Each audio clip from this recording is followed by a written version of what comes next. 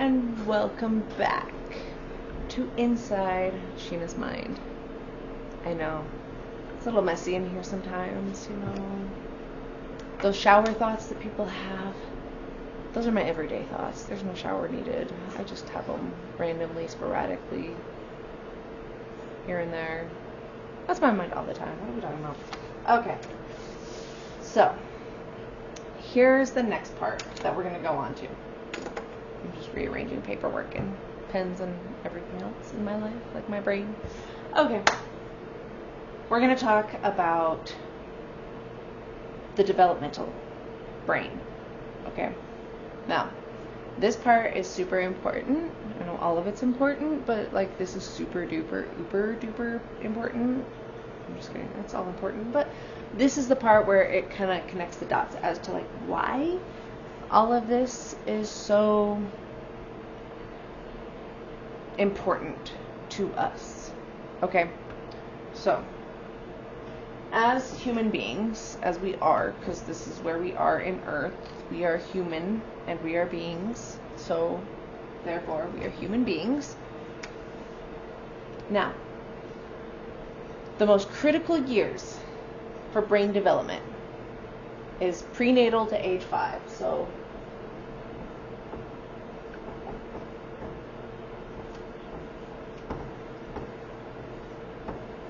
to age 5. Okay? That's where our brain is like developing. So up until we enter into kindergarten. Okay? So that's where it's super important that what we learn before kindergarten is absolutely vital to the groundwork that we place in whatever comes after 5. 6? I'm just kidding. Okay, so this is where our brains are starting to really create these limiting beliefs, these the traits that we learn, the whatever we're experiencing in our world at this point in time. Okay? Remember this. Now, sitting on my shirt, and I can't move. Okay. Now, this is the part that it really kind of kicks into gear, is that child development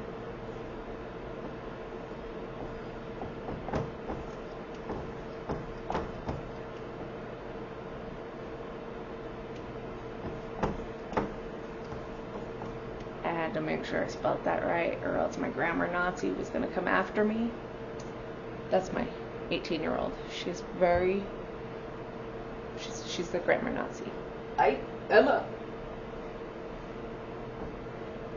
And don't monetize. Don't come after me because I said that on here. Like, I'm just joking. It's all a joke.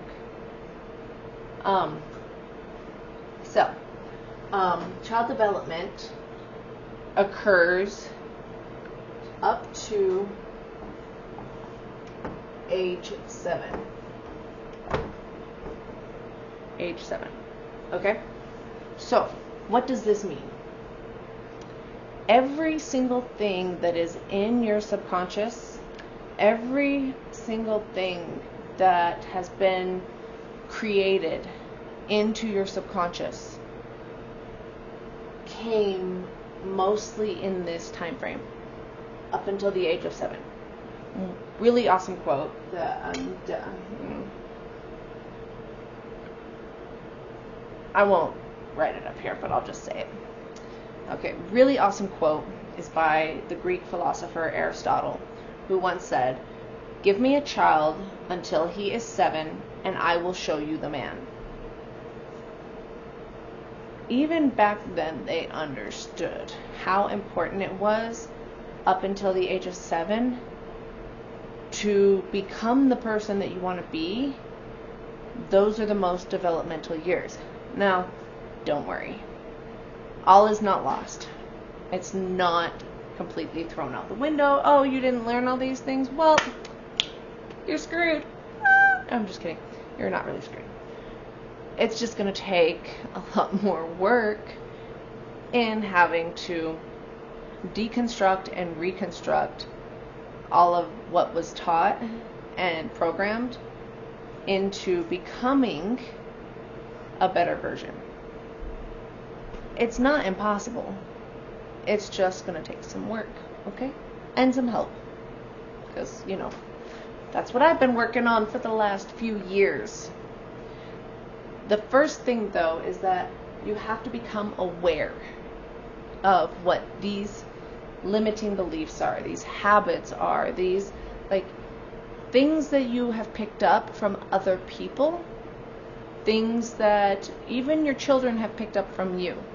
Something that I have learned the hard way, pretty bad, is that there are some mannerisms or things that my kids do that annoy me like crazy. But if I actually look deeper at what they're doing and I think, okay, well, they had to learn it from somewhere. Where did they learn it from?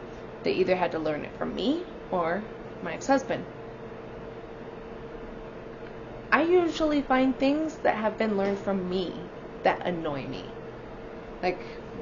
Oh my gosh, there's so many things that, not as much anymore now, but things that were really bad back then. When I first started doing this digging and I started realizing that, okay, so for my son, it would annoy the crap out of me how he would argue with me. And later, did it not occur to me that I'm like, I do the same thing. I can't get mad at him for doing something that he learned from me. That would be very hypocritical of me. I would be a hypocrite if I were to get mad at him for doing the exact same thing that I taught him to do. Make that make sense? How is that right? Because let's be real. If you grew up in a household, much like mine, you had family members, you had parents, you had people that told you, do as I say, not as I do. Wasn't that infuriating? Wasn't that absolutely something that pissed you off? Because it's well, why do I have to listen to you and do what you tell me to do when you aren't even doing it yourself? It's like leaders out there that sit there and tell you to be a certain way, to do a certain thing, but yet they are not leading by example. Great leaders, great people lead by example. Think of it this way. Are you going to go to a gym and ask for help from someone that is a personal trainer and they themselves are not actually doing the work to be a personal trainer? If that personal trainer is not working out and eating right, why would I listen and pay you to do things that you are not actually doing? Make that make sense? I would be a hypocrite if I were to sit here and tell you guys, these are the things to do and these are the things that will help you be successful, if I myself have not done them and if I am not also doing them myself. And I choose to be the kind of parent to my children by setting the example, not by telling them what they have to do and then doing the complete opposite. Yeah, you should eat healthy and you should, all of this stuff. You should exercise and all of this and drink water. And here I am chugging soda nonstop and then eating all this candy and then not exercising at all. That creates a resentment. That creates animosity, which in turn makes it so that they don't want to listen to you and they're not going to trust you. And what does that create? Hostility. To the point of where they're not going to want to be around you. And that's the same with anybody else that I have in my life. If people cannot be consistent, like if they cannot sit there and tell me to like do this and then they do the opposite, I don't want to be around you. If you're gonna tell me that, hey, I need to do this, this, and this to, you know, at work, and you aren't actually doing those things, you're just telling me that I have to do them and then you don't, why would I listen to you? Why would I trust you? So it covers a lot of things, but I totally got off track on that one. Like I always do. But I'll always come right back around. Choo choo. Okay, so my thought train is always running around on the tracks. So realize that all of this stuff has been pre-learned. It's all, think of our brains as like computers. So our brains are like supercomputers. They are a massive hard drive of information, okay?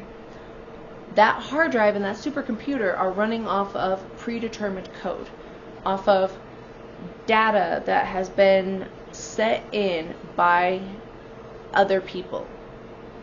And so it is upon you need to take this time to sort through that data, sort through that code, to be able to take that little piece of code out and to, you know, rewrite that code and stick it back in.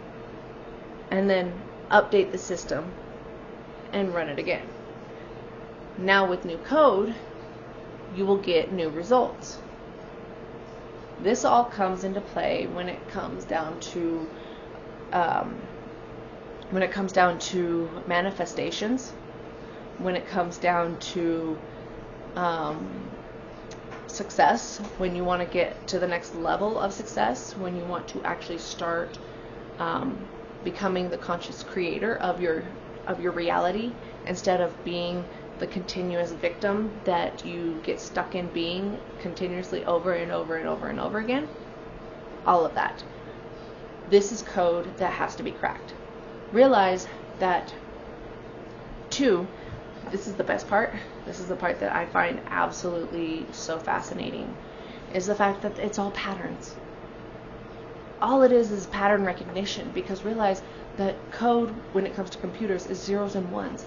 It's just a certain pattern of zeros and ones that make up the code. So it's learning how to spot the patterns and disrupting that pattern, rewriting the pattern, and then creating a new pattern. That's all it is. I know, it sounds simple. It really does. It sounds super easy, but it's simple, not easy. Sometimes we need a little bit of help in spotting the pattern so that we can break it. Sometimes we need help in, you know, finding a way to break that pattern. It varies. And sometimes you need help. So if you need help, please reach out to me. I do know what I'm doing. I am actually, you know, first-hand experience, you know. But, yes, reach out to me if you would like to. I'm not going to tell you that you have to, because that's your choice. We all got free will. We got free will. Use yours. It's all on you. But I say a lot of buts. Sorry, I started to think of the song. I'm going to go ahead and, like, that's where my ADHD likes to go, is I always think of, like, the most random songs. Okay. So this is where, like, it really makes me entertained, in the fact that whenever I was a teacher and we had to do the standardized testing here in Utah, I don't know if other states have to do that, whatever. This was when I was a 5th grade teacher, and we had to do the pre, the mid, and the post testing for the statewide testing. And so there's this one little section in the testing, in the pre and the mid and the post, that always scored really, really, really high. And it wasn't due to me teaching it. in any way, it's just an automatic thing, and it is pattern recognition. Realize they test kids on this, and kids will score insanely high in this area, no matter what. I don't teach it. It was already a developmental thing that all kids know how to do. We as human beings are able to recognize patterns. We see patterns everywhere, in everything. Now, instead of doing that in your waking, your like outward life, do it on the inside. Spot your patterns. See where you have a pattern.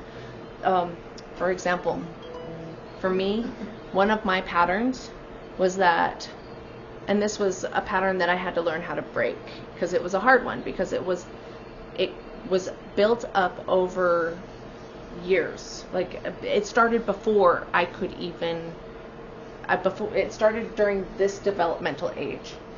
So because of the fact that I was sexually abused by my father, and sex trafficked by him, up until the age of 12. So see, like, a lot of my blocks and a lot of those other things were developed over, like, this period of time, up until 12. So, like, I had a lot of limiting beliefs, habits, blocks, things that were stopping me. But one of them, I'm just going to do one because there's a lot of them, and we could be here all day if I were to, like, point out all of mine. But one that was consistent for a very long time was this pattern of where the relationships that I would get in, these relationships were considered normal to me. They felt comfortable. They felt familiar. Realize that is a key part too in patterns. Is if you have a toxic family, if you have toxic traits, patterns, it's going to feel comfortable. It's going to feel familiar because of the fact that that's what it is it's your normal. It's your pattern. And many times we will stick to that pattern, to that normal, because that's our normal, which it's not really normal, but it's our normal. Yeah. So for me, I would be attracted to men that were in relationships or were putting me in third-party situations. Meaning, because how my father was married to my mom, and he was also abusing me, my mother saw me as the other woman, and I in turn also saw that as well. So I saw myself as the side piece, the other chick, kind of thing. And so it became my normal to be that person. So anytime, and I mean, I've had relationships with people that were good guys, that were good people. When I was in those relationships, what would happen is it was not comfortable for me. It was not normal for me. It didn't feel right. It felt boring because of the fact that that was part of my nervous system, and that was part of, like, how it wasn't what I was attracted to. So the thing about it is that anytime I was in a good relationship, I would self-sabotage that relationship because I didn't feel like I deserved it, because it didn't feel right to me. It didn't give me that feeling that I was normally used to feeling. And so, like I said, it was a pattern that I had to work on breaking. And it's still one of those things that, like, you have to stay consistent in trying to break that pattern, because it's not going to go away overnight. Some of these are so deeply ingrained that you're going to constantly bring things up. You're going to constantly have to say, no, I will not accept this. This is not my normal anymore.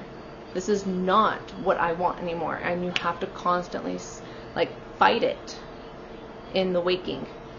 Even at night, like what you do in the day will then go into the night, and will work on reprogramming as you sleep. It'll change how you think and feel for the next day. So that was one of the biggest patterns that I had to break, and I had to really pay attention, because realize there were people. My ex-husband was a cheater.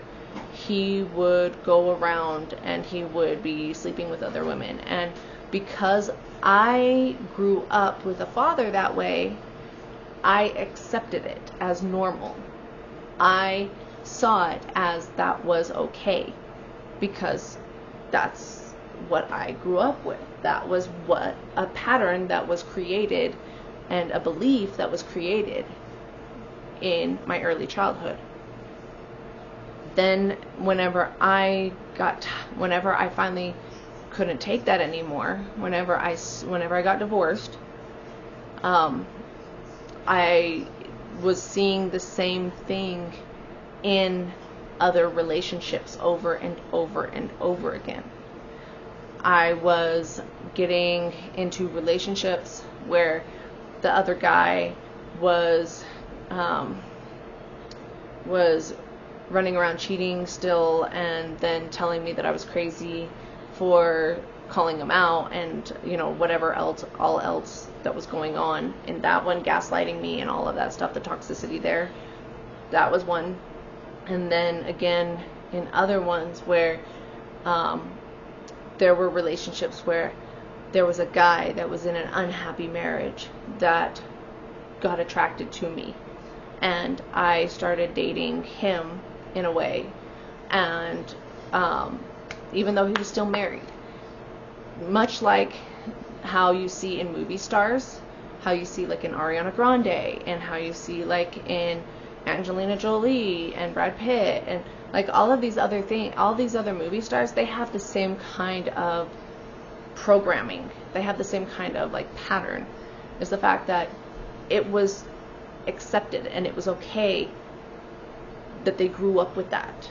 And so therefore it has become normal and okay to them, until we choose as generational curse breakers to break that curse.